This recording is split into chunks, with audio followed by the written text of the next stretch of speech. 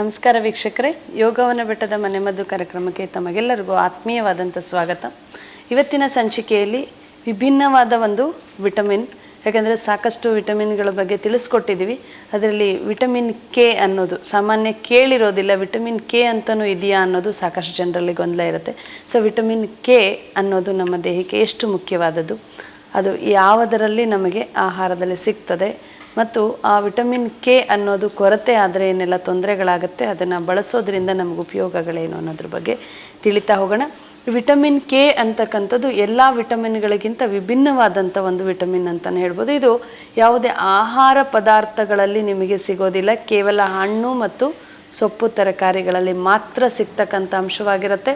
ಮತ್ತು ಈ ಒಂದು ಅಂಶ ನಮ್ಮ ದೇಹದಲ್ಲಿ ಇರೋದ್ರಿಂದ, ಅಂದರೆ ನಮ್ಮ ದೇಹಕ್ಕೆ ಸಿಗೋದ್ರಿಂದ, ವಿಟಮಿನ್ ಕೆ ಅನ್ನೋ ಜೀವಸತ್ವ ನಮಗೆ ನಾವು ಹೆಚ್ಚಿನ ಪ್ರಮಾಣದಲ್ಲಿ ಪೂರೈಕೆ ಮಾಡೋದ್ರಿಂದ ನಮ್ಮ ದೇಹದಲ್ಲಿ ರಕ್ತದಲ್ಲಿ ಕೊಬ್ಬಿನ ಅಂಶವನ್ನು ಹೆಚ್ಚಳ ಮಾಡ್ಬೋದು.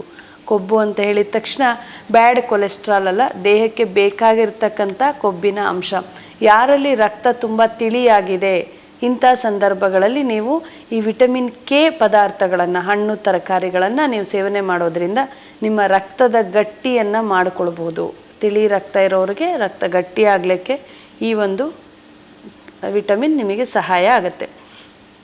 ಈ ವಿಟಮಿನ್ ಕೊರತೆ ಆದರೆ ಏನೆಲ್ಲ ತೊಂದರೆಗಳನ್ನು ನೀವು ನೋಡ್ತಾ ಹೋಗ್ತೀರಾ ಅಂತ ಹೇಳಿದ್ರೆ, ಈ ವಿಟಮಿನ್ ಕೆ ಸಮಸ್ಯೆಯಿಂದ ರಕ್ತಸ್ರಾವಗಳು ಜಾಸ್ತಿ ಆಗುತ್ತೆ. ಯಾವುದೇ ರಕ್ತಸ್ರಾವ ಇರ್ಬೋದು, ದೇಹದ ಯಾವುದೇ ಭಾಗದಲ್ಲಿ ರಕ್ತಸ್ರಾವ ಆದರೂ ಕೂಡ ಅದರಲ್ಲಿ ವಿಟಮಿನ್ ಕೆ ಕೊರತೆ ಇದ್ದಾಗ ಹೆಚ್ಚಿನ ಪ್ರಮಾಣದಲ್ಲಿ ರಕ್ತಸ್ರಾವಗಳಾಗುತ್ತೆ. ಉದಾಹರಣೆಗೆ ಮೂಗಿನಲ್ಲಿ ರಕ್ತಸ್ರಾವ ಆಗ್ಬೋದು, ಆಗಾಗ ಮೂಗು ಬೆಚ್ಚುತ್ತೆ ಅನ್ನೋ ಕಂಪ್ಲೇಂಟ್ ಇರುತ್ತೆ. ಮೂಗಿನಲ್ಲಿ ರಕ್ತಸ್ರಾವ ಆಗ್ತಿದೆ ಅಂದರೆ ಅವ್ರಿಗೆ ವಿಟಮಿನ್ ಕೆ ಕೊರತೆ ಇರುತ್ತೆ. ಅದನ್ನು ಪೂರೈಕೆ ಮಾಡಿದ್ರೆ ಹತೋಟಿನ ಮಾಡ್ಕೊಳ್ಬೋದು. ಹಲ್ಲುಗಳಲ್ಲಿ ರಕ್ತಸ್ರಾವ, ಹಲ್ಲು ಮತ್ತು ಹೊಸಡುಗಳಲ್ಲಿ ಇನ್ಫೆಕ್ಷನ್ ಮತ್ತು ರಕ್ತಸ್ರಾವ ಆಗ್ತಾಯಿದ್ರೆ ಈ ಒಂದು ವಿಟಮಿನ್ ಕೆ ಪೂರೈಕೆಯನ್ನು ನೀವು ಮಾಡ್ಕೊಳ್ಬೇಕಾಗತ್ತೆ.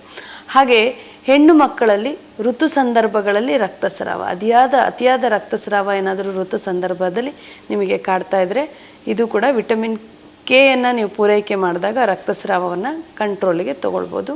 ಅದೇ ರೀತಿ ಯಾವುದೋ ಒಂದು ಗಾಯಗಳಾದಾಗ ಆ ಗಾಯದಿಂದ ಅತಿಯಾದ ರಕ್ತಸ್ರಾವ ಆಗ್ತಾಯಿದ್ದು ಯಾವುದೇ ಸಂದರ್ಭದಲ್ಲೂ ರಕ್ತ ನಿಲ್ಲಿಸೋದು ಕಷ್ಟ ಆಗ್ತಿದೆ ಅಂದರೆ ಅದು ಕೂಡ ವಿಟಮಿನ್ ಕೆ ಕೊರತೆ ಇರುತ್ತೆ. ವಿಟಮಿನ್ ಕೆಯನ್ನು ನೀವು ಪೂರೈಕೆ ಮಾಡಿಕೊಳ್ಬೇಕು ಅನ್ನೋ ಒಂದು ಸಿಂಪ್ಟಮ್ಸ್.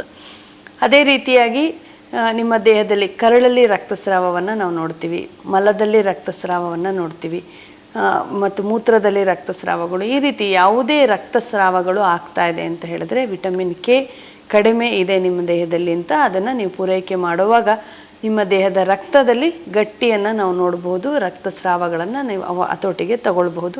ಹಾಗೆ ಈ ವಿಟಮಿನ್ ಕೆ ಕೊರತೆ ಇರುವಂಥವರಿಗೆ ಸ್ವಲ್ಪ ಎಲ್ಲೇ ಪೆಟ್ಟು ಬಿದ್ದರೂ, ಯಾವುದೇ ಒಂದು ಭಾಗಕ್ಕೆ ಏಟಾದರೂ ಕೂಡ ಆ ಭಾಗ ಕಪ್ಪು ಬಣ್ಣದಲ್ಲಿ ಕಂದುತ್ತಾ ಹೋಗುತ್ತೆ, ಚರ್ಮನೇ ಕಂದು ಬಿಡುತ್ತೆ. ಸ್ವಲ್ಪ ಏಟು ಬಿದ್ದರೂ, ಸ್ವಲ್ಪ ನೋವಾದರೂ, ಸ್ವಲ್ಪ ತಗಲಿಸ್ಕೊಂಡ್ರೂ ಕೂಡ ಆ ಭಾಗ ಕಂದು ಬಣ್ಣಕ್ಕೆ ತಿರುಗ್ತಕ್ಕಂಥ ಸಮಸ್ಯೆಯನ್ನು ನೋಡ್ತೀರಾ. ಸೊ ಈ ರೀತಿ ಎಲ್ಲ ಲಕ್ಷಣಗಳಿದ್ರೆ ವಿಟಮಿನ್ ಕೆ ಅನ್ನು ನೀವು ಪೂರೈಕೆ ಮಾಡಬೇಕು ಅಂತ ನೀವು ಅರ್ಥ ಮಾಡ್ಕೊಳ್ಬೇಕು. ಎಲ್ಲ ವಿಚಾರಗಳಿಗೂ ಕೇವಲ ವೈದ್ಯರನ್ನು ಸಂಪರ್ಕ ಮಾಡೋದು, ಪರೀಕ್ಷೆಗಳನ್ನು ಒಂದಷ್ಟು ಮಾಡಿಸೋದು, ಆ ಪರೀಕ್ಷೆಗೆ ಒಂದಷ್ಟು ಮಾತ್ರೆಗಳನ್ನು ತಿನ್ನೋದು, ಇದನ್ನು ಮಾಡೋದಕ್ಕಿಂತ ನಿಮ್ಮ ಸಮಸ್ಯೆಗಳ ಲಕ್ಷಣಗಳನ್ನು ತಿಳ್ಕೊಂಡು ಅಂಥ ಒಂದು ನೈಸರ್ಗಿಕವಾಗಿ ಸಿಗ್ತಕ್ಕಂಥ ಹಣ್ಣು ಸೊಪ್ಪು ತರಕಾರಿಗಳ ಬಳಕೆಯನ್ನು ನೀವು ಮಾಡ್ತಾ ಹೋದರೆ ಕ್ರಮೇಣವಾಗಿ ನಿಮ್ಮ ಸಮಸ್ಯೆಯಿಂದ ಹೊರಗೆ ಬರಲಿಕ್ಕೆ ಸಹಾಯ ಆಗುತ್ತೆ. ಸೊ ಈ ರೀತಿ ವಿಟಮಿನ್ ಕೆ ಅನ್ನೋದು ನಿಮ್ಮ ದೇಹಕ್ಕೆ ಸಿಗೋದ್ರಿಂದ ಸಾಕಷ್ಟು ಲಾಭಗಳನ್ನು ನೀವು ನೋಡ್ಬೋದು. ಈ ವಿಟಮಿನ್ ಕೆ ಯಾವ ಹಣ್ಣು ತರಕಾರಿಗಳಲ್ಲಿ ಸಿಗುತ್ತೆ ಅನ್ನೋದನ್ನು ನೋಡ್ತಾ ಹೋಗೋಣ. ಅಂಥ ಹಣ್ಣು ತರಕಾರಿಗಳನ್ನು ನೋಟ್ ಮಾಡ್ಕೊಳ್ಳಿ. ಯಾರಿಗೆಲ್ಲ ಈ ರೀತಿ ಸಮಸ್ಯೆಗಳಾಗ್ತಾ ಇದೆ ಅವರು ಖಂಡಿತವಾಗ್ಲೂ ನೀವು ಬಳಸ್ಬೋದು. ವಿಟಮಿನ್ ಕೆ ಇರ್ತಕ್ಕಂಥ ಆಹಾರಗಳು ಎಲೆಕೋಸು, ಗೆಡ್ಡೆಕೋಸು, ಪಾಲಕ್, ಬ್ರೊಕೋಲಿ ಮತ್ತು ಹಸಿರು ಬಣ್ಣದ ಎಲೆಗಳು, ಸೋಯಾಬೀನ್ ಮತ್ತು ಕೇಲ್ ಅಂತ ಹೇಳಿ ನಿಮಗೆ ತರಕಾರಿಗಳಲ್ಲಿ ಸಿಗುತ್ತೆ. ಕೇಲ್ ಅನ್ನೋ ತರಕಾರಿ ಕೂಡ ನೀವು ಬಳಸ್ಬೋದು. ಹಾಗೆ ಕಿವಿ ಫ್ರೂಟ್ಸಲ್ಲಿ ಹೇರಳವಾದಂಥ ವಿಟಮಿನ್ ಕೆಯನ್ನು ನೀವು ನೋಡ್ಬೋದು. ಈ ರೀತಿ ವಿಟಮಿನ್ ಕೆ ಇರ್ತಕ್ಕಂಥ ಸೊಪ್ಪು ತರಕಾರಿ ಹಣ್ಣುಗಳನ್ನು ನೀವು ಬಳಸೋದ್ರಿಂದ ಸಾಕಷ್ಟು ಲಾಭವನ್ನು ನೀವು ಕಾಣ್ತಾ ಹೋಗ್ತೀರಾ. ಹಾಗೆ ಯಾವುದೇ ಸಮಸ್ಯೆ ಇಲ್ಲ ಅನ್ನೋರು ಕೂಡ ನಾನು ಯಾವುದನ್ನು ಬಳಸಬೇಕು ಅಂತ ಯೋಚನೆ ಮಾಡಿಬಿಡಿ. ದಿನಕ್ಕೊಂದು ವಿಧದ ತರಕಾರಿ, ದಿನಕ್ಕೊಂದು ವಿಧದ ಸೊಪ್ಪು, ದಿನಕ್ಕೊಂದು ವಿಧದ ಹಣ್ಣುಗಳು, ಮೊಳಕೆ ಕಾಳುಗಳು ಪ್ರತಿದಿನ ನಿಮ್ಮ ಊಟಗಳಲ್ಲಿ ಇವನ್ನು ಸೇವನೆ ಮಾಡೋದ್ರಿಂದ ನಿಮ್ಮ ಜೀವಕೋಶಗಳನ್ನು ನೀವು ಕಾಪಾಡಿಕೊಳ್ತೀರಾ. ದೇಹದಲ್ಲಿ ಜೀವಕೋಶಗಳು ಶಕ್ತಿಯುತವಾಗಿದ್ದರೆ ಯಾವುದೇ ಕಾಯಿಲೆಗಳು ಬರೋದಿಲ್ಲ. ಸೊ ಜೀವಕೋಶಗಳು ಶಕ್ತಿಯಾಗಿರಬೇಕಂದ್ರೆ ಜೀವಸತ್ವಗಳ ಪೂರೈಕೆ ನೀವು ಮಾಡಿಕೊಳ್ಬೇಕು.